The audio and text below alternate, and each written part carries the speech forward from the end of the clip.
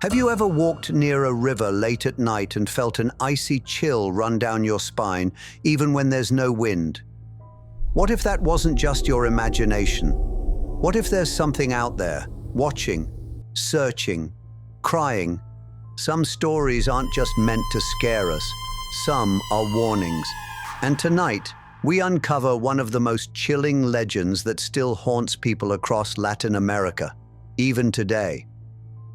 This is the story of La Llorona, the weeping woman. But how much of it is just folklore, and how much could be real? Welcome to Scream Flicks, the channel where we explore the darkest legends, terrifying myths, and the scariest tales from around the world. If scary stories are your thing that keep you awake at night, or if you're brave enough to stare fear in the face, make sure to hit that like button, subscribe, and ring the notification bell. You won't want to miss what we've got lined up. Now, let's talk about La Llorona. La Llorona. Her name means the weeping woman in Spanish. She's one of the most famous and feared figures in Latin American folklore. Her cries are said to echo near rivers and lakes, usually after sunset. She searches, always searching. But for what? Or for whom? Some say she's looking for her lost children. Others believe she's hunting for any child who strays too far from home. One thing is certain. If you hear her cry, it might already be too late. But who is she? Where did her story begin? And why has her legend endured for nearly 500 years? The earliest stories of La Llorona date back to the 16th century, during the time of the Spanish conquistadors. The most common version tells of a woman named Maria. She was breathtakingly beautiful, but came from a poor background.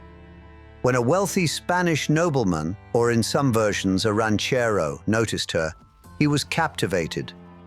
They married and had 2 sons. For a while, life was perfect, but soon his old ways returned. Drinking, womanizing, ignoring Maria. His attention shifted to another woman, someone of his own social class.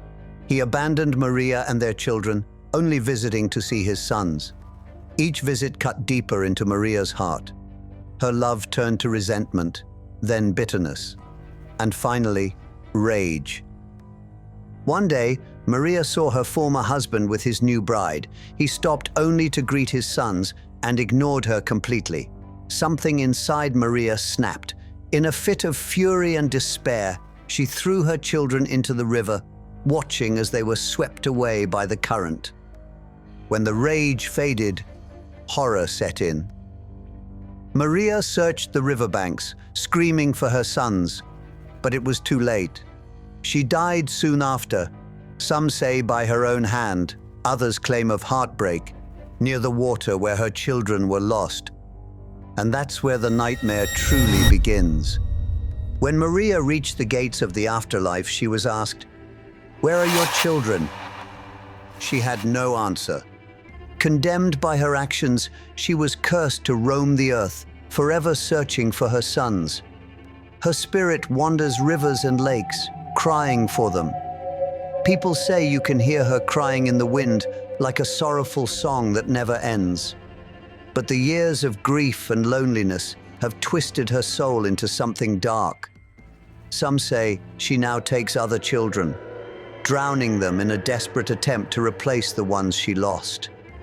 Others believe she kills out of bitterness and jealousy, punishing those who have what she can never have again: love, family, peace. They say her icy hands reach out from the shadows, pulling unsuspecting victims beneath the surface of the water. Her cries, "Ay, mis hijos," are not only a lament but a lure. In Mexico, parents warn their children with a chilling reminder: "Don't go near the water after dark, or La Llorona will take you." What's chilling about La Llorona's story is how it changes depending on where you hear it. In Mexico and the southwestern United States, she's the doomed mother who drowned her children. In some Central American countries, she's also said to murder unfaithful men, acting out of revenge for her own betrayal. Other versions claim she kills anyone who crosses her path, man, woman, or child. Some describe her as wearing white, others say she wears black, but nearly every account agrees. She's tall, she's thin, her face is often hidden by a veil, and her cries are unforgettable. Ay, mis hijos, Srenia, oh moi dete. Have you ever heard those words echo in the night? Some people swear they have. But here's something most people don't know. La Llorona's roots may go deeper than the Spanish colonial era. Some historians and folklorists link her to Cihuacoatl, the Aztec goddess of motherhood and fertility. Cihuacoatl was said to roam rivers and streams, crying for her lost children. She was seen as an omen of war, and her appearance often signaled tragedy. In fact, before the arrival of the conquistadors, the Aztecs told of a wailing woman dressed in white who warned of disaster. Could La Llorona be the evolution of this ancient goddess, twisted by colonial history and centuries of fear? Another theory ties her to La Malinche, the Nahua woman who acted as translator and mistress to Hernán Cortés. She bore him a son, only to be abandoned when he returned to Spain. Some say her spirit became La Llorona, betrayed, grieving, and vengeful. These connections suggest La Llorona isn't just a ghost story. She may be the embodiment of cultural trauma, colonization, betrayal, and the loss of identity. There's a common misconception that La Llorona is nothing more than a Mexican version of the boogeyman, a tale told to scare kids into behaving. But it's more complex than that. La Llorona is a warning, yes, but she's also a symbol of grief, regret, and punishment. In some versions, Maria was a victim herself, abandoned, scorned, and broken. In others, she was vain and selfish, neglecting her children while chasing pleasure. Depending on who tells the story, she's either a tragic figure or a monster. Which one is true? Perhaps both. And maybe that's what makes her so terrifying. What makes La Llorona more than a legend are the countless encounters people claim to have had. In 1986, in Houston, Texas, a woman named Juana threw her 7 children into the Buffalo Bayou. 2 of them died. When arrested, she told authorities she was La Llorona. Her tragic story revealed years of domestic abuse and desperation, real human suffering reflecting the myth. In another account, a group of brothers traveling near Santa Fe saw a tall, thin woman by the riverbank.